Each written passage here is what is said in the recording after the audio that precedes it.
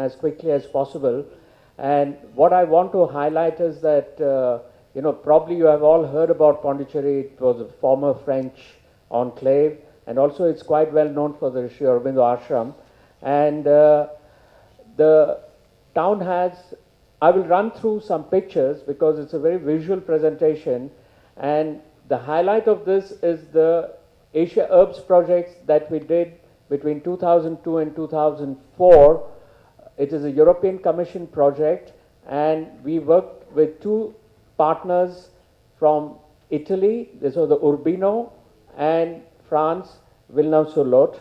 So INTACH has a conservation cell in Pondicherry which works with people and the government and the building owners to encourage to restore the buildings.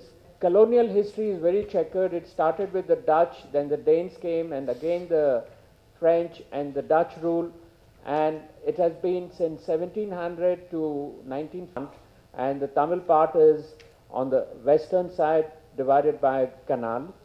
And we have typical French streetscape which are European architecture adapted to tropical climate.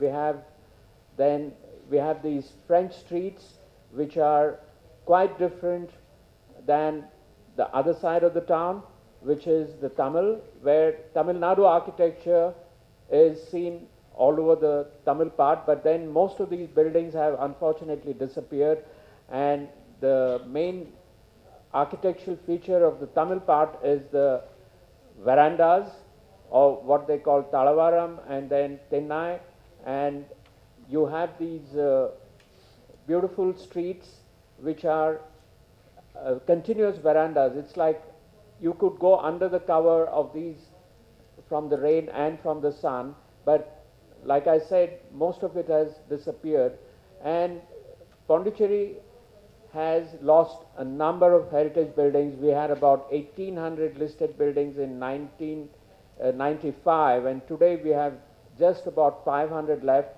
and most of these have disappeared in the French town or even in the Tamil town. And even in the French town, we have this transformation, a negative transformation taking place, as you can see from these pictures. These beautiful buildings make way to a new architecture which is not in harmony with the streetscape. So there are all these examples. So we had to somehow intervene into this scenario, and what I told you is that we have lost a huge number of heritage buildings. So we had, there are many reasons. I think these reasons are the same in many parts of the country. The development pressure, high land value, property divisions, changing lifestyle, lack of maintenance, lack of heritage appreciation, and heritage buildings are considered to be old-fashioned. So this is also something we have tried to change, and over the years now it has become an acceptable way of dealing with your old building is to restore it or monetize it through making it a shop or a heritage hotel or whatever it is. So then we also do, when we cannot save a building, then we try to intervene in the facade of the new building coming up so that at least the street harmony is maintained. These are some of the examples. And we have also been able to restore many buildings really thoroughly using all the old materials and technologies into the restoration. This is one example which was restored in 2000, Hotel de Lorient, which also got a UNESCO award.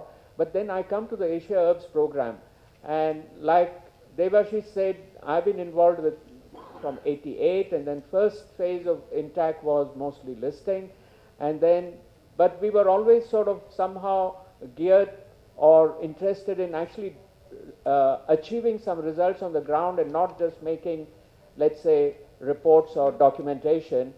So this Asia Herbs program came along as a wonderful opportunity for us to do something more comprehensive, and Pondicherry government also agreed to go along with this tripartite tie-up.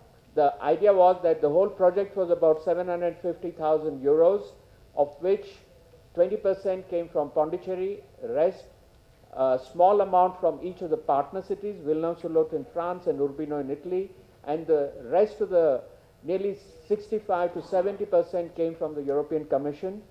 And we had a very, if you see the title of this project, that gives really the clue to what was being planned. Achieving economic and environmental goals through heritage preservation initiatives. We have all talked about also in this seminar here about how tourism can gain from heritage preservation, and that it generates jobs in the tourism sector and also in the restoration sector by giving jobs to skilled workers like carpenters, masons, using lime mortar, reviving old techniques, etc.